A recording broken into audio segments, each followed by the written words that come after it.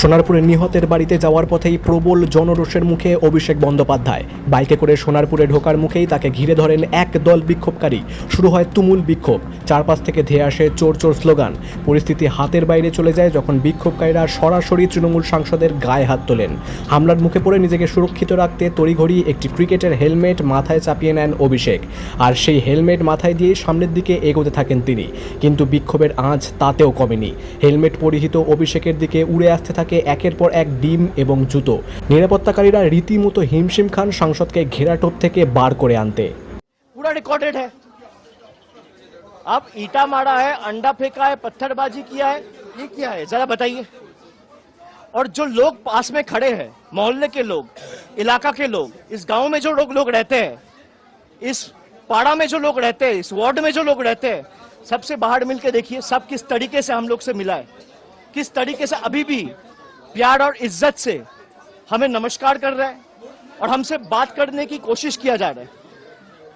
और जो यहाँ पे गुंडागर्दी कर रहे हैं उनसे जरा जाके पूछिए। हमारे पास सारा वीडियो एविडेंस है। यहाँ पास में कम्युनिटी हॉल है, सुबह 11 बजे से ले आके उस कम्युनिटी हॉल में गुंडों को रखा गया था पत्थरबाजी करने के लिए।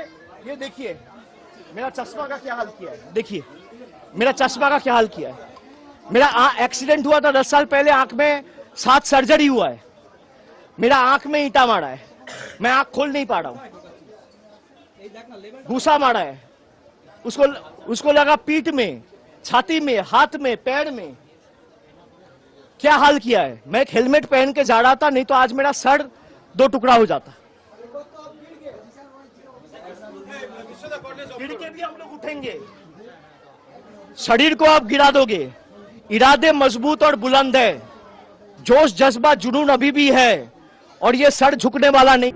সোনারপুরের এই ভয়াবহ ঘটনার পর অভিষেক বন্দ্যোপাধ্যায়কে বাইপাসের ধারের একটি বেসরকারি হাসপাতালে নিয়ে আসা হয়, কিন্তু সেখানেও তৈরি হয় এক চরম পরিস্থিতি।